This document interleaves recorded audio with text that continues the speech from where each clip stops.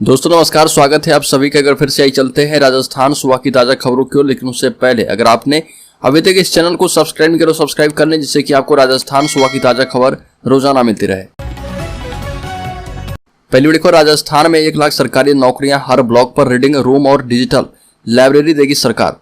महंगाई से राहत पर राज्य के सभी 33 जिलों में संवाददाता सम्मेलन आयोजित किया गया और इस क्रम में बूंदी में युवा मामले, खेल, सूचना एवं जनसंपर्क राज्य मंत्री अशोक चांदना ने जिला कलेक्ट्रेट सभागार में संवाददाता सम्मेलन को संबोधित किया। चांदना ने कहा कि इस साल का बजट बचत राहत बढ़त वाला रहा, यानी आम जन को पैसे की बचत होगी, महंगाई से राहत मिलेगी और राजस्थान आगे बढ़ेगा। ये भी कहा कि इसी प्रबंधन की बदौलत हमारा आर्थिक विकास दर 11% है। राजस्थान के मुख्यमंत्री अशोक गहलोत ने राइट टू हेल्थ बिल पर बड़ा बयान दिया। राजस्थान के मुख्यमंत्री अशोक गहलोत ने एसएमएस मेडिकल कॉलेज के 75 वर्ष पूरे होने पर प्लेटिनम जुबली कार्यक्रम में शिरकत की। इस दौरान सीएम गहलोत ने डॉक्टर्स को लेकर बड़ी बात कही। गहलोत ने कहा कि डॉक्टर्स का काम बिजनेस नहीं, सेवा है। सीएम गहलोत ने कहा कि हम जल्द ही राइट टू हेल्थ बिल ला रहे, कुछ प्राइवेट हॉस्पिटल विरोध कर रहे, उन्हें समझना चाहिए कि यह बिजनेस नहीं है, सेवा है।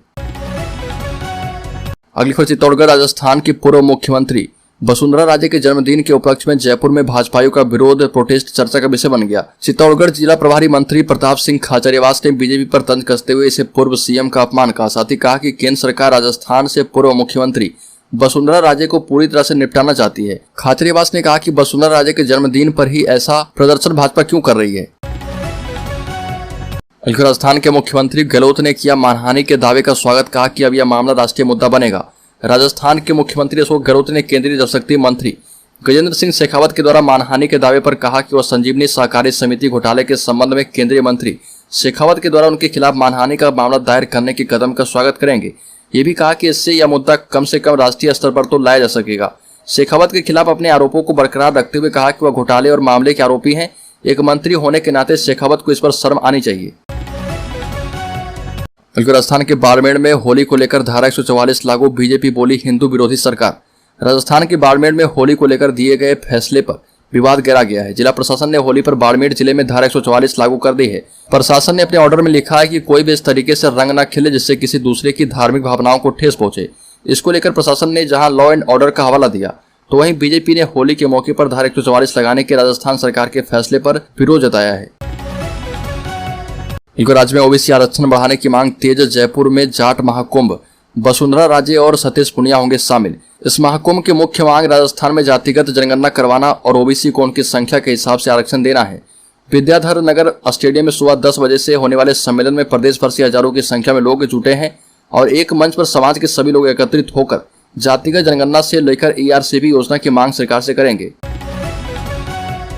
केंद्रीय मंत्री ने सीएम गहलोत पर ठोका मानहानि का केस। केंद्रीय जल शक्ति मंत्री ने मुख्यमंत्री पर मानहानि का मुकदमा दर्ज करवाया है। इस पर मुख्यमंत्री गहलोत ने मीडिया के सामने आकर केंद्रीय मंत्री को करारा जवाब दिया और कहा कि हम इस केस का स्वागत करेंगे। दिल्ली की राउज एवेन्यू कोर्ट में केंद्रीय मंत्री शेखावत ने सीएम गहलोत के खिलाफ मानहानि का केस दर्ज कराया है। दिल्ली में केंद्रीय मंत्री गजेंद्र सिंह शेखावत ने मीडिया से कहा कि उन्होंने न सिर्फ मेरा चरित्र हनन करने का प्रयास किया, बल्कि मेरी दिवंगत मां को भी अभियुक्त करार दिया। जयपुर में जाट महाकुंभ में 10 लाख से अधिक लोगों की जुटी भीड़, ओबीसी आरक्षण की आग हुई तेज। राजस्थान में चुनावी बिगुल बजने के साथ ही राजनीतिक और सामाजिक हलचलें तेज हो गई है। इसी कड़ी में जयपुर के विद्याधर नगर स्टेडियम में जाट महाकुंभ का आयोजन किया गया, जिसको लेकर महीनों से तैयारियां चल रही थी। इस आयोजन में 10 लाख से ज्यादा लोगों की भीड़ जुटने का दावा किया गया। वहीं इस महाकुंभ में सभी राजनीतिक दलों के जाट समाज के विधायक, पूर्व विधायक, मंत्री, पूर्व मंत्री, सांसद और पूर्व सांसदों के साथ कई सामाजिक संगठनों से जुड़े लोग शामिल हुए। 14 सूत्री मांगों को लेकर सीएम के गृह जिले में दौड़े विधायक बलजीत यादव ने कहा कि युवाओं की आवाज उठाता रहूंगा।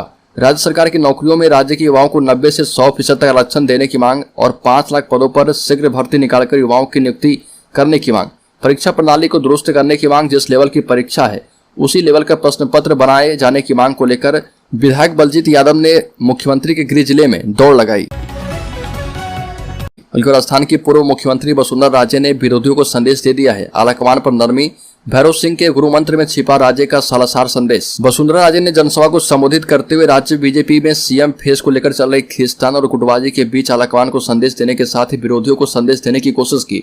वसुंधरा राजे की सभा में करीब 80,000 लोगों की भीड़ जुटने का दावा किया गया, जहां पर बीजेपी के 12 मौजूद सांसद और बीजेपी के 52 विधायक और 100 से अधिक राज्य के कई बड़े नाम भी पहुंचे। चुनावी साल में अपने पत्ते खोलते हुए साफ संदेश दिया है कि राजस्थान में उनके बिना बीजेपी को चुनाव में भारी मुश्किल का सामना करना पड़ सकता है।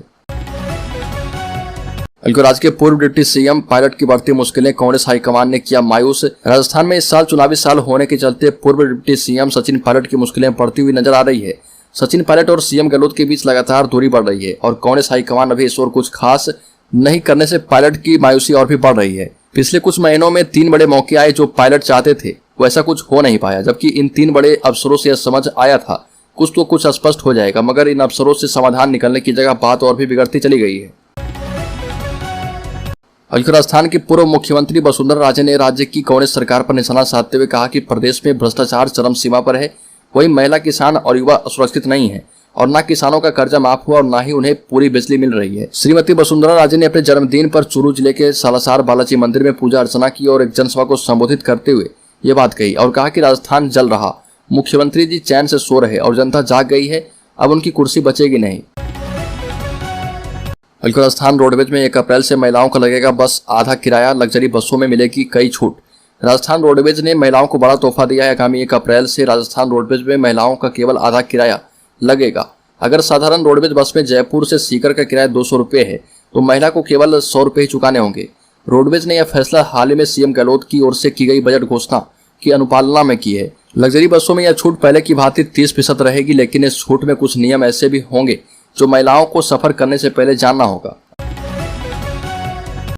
अजमेर के प्रभारी मंत्री महेंद्रजीत सिंह मालवीय ने कहा कि कांग्रेस सरकार ने अपने कार्यकाल में हर क्षेत्र में प्रदेश का विकास किया। सरकार की ओर से पेश किए गए बजट में हर वर्ग का ध्यान रखा गया है। इस दौरान भाजपा कार्यालय एवं कांग्रेस सरकार के कार्यकाल की तुलना करते हुए कांग्रेस के कार्यकाल को बेहतर बताया और कहा कि आज कांग्रेस का कोई विरोध नहीं है और ऐसे में कांग्रेस सरकार फिर से बनेगी। अशोक गहलोत चौथी बार मुख्यमंत्री बनेंगे। राजस्थान के पर्यटन विकास निगम के अध्यक्ष धर्मेंद्र राठौर भरतपुर पहुंचे और जहां पर कलेक्ट्रेट में अधिकारियों के साथ बैठक की। इस दौरान नगर विधायक बाजीवाली मौजूद रहे और खुद कहा कि मेवात में शिक्षा की कमी तो है ही, इसके अलावा मेवात के लोग जागरूक भी नहीं है। विधायक बाजीवाली ने कहा कि आज से पहले कभी मेवात पर ध्यान नहीं दिया गया। हमारी सरकार में 27 स्कूल अपग्रेड हुए और करीब 5 करोड़ रुपए के कमरे बने हैं। कमियां सुधारने की कोशिश हुई है। नगर विधानसभा के अंदर 25 स्कूल अपग्रेड हुए हैं। राजस्थान पुलिस की प्रशिक्षु ट्रेनी सब इंस्पेक्टर नैना को पुलिस मुख्यालय ने निलंबित कर दिया है। आईजी इंटेलिजेंस की ओर से ये आदेश जारी किए गए हैं। दरअसल दिल्ली पुलिस को रोहतक में दबिश के दौरान सब इंस्पेक्टर नैना कम्बल के पास बिना लाइसेंस की 2 पिस्टल मिली थी। रोहतक पुलिस ने एसआई के खिलाफ आर्म्स एक्ट में मामला दर्ज कर लिया है। सब इंस्पेक्टर नैना हरियाणा केसरी है और अंतर्राष्ट्रीय रेसलर है। खेल कोटे से नैना का सिलेक्शन साल 2022 में राजस्थान पुलिस में हुआ था। सुताना की रहने वाली नैना अभी 5वीं बटालियन RAC कैंप में तैनात है।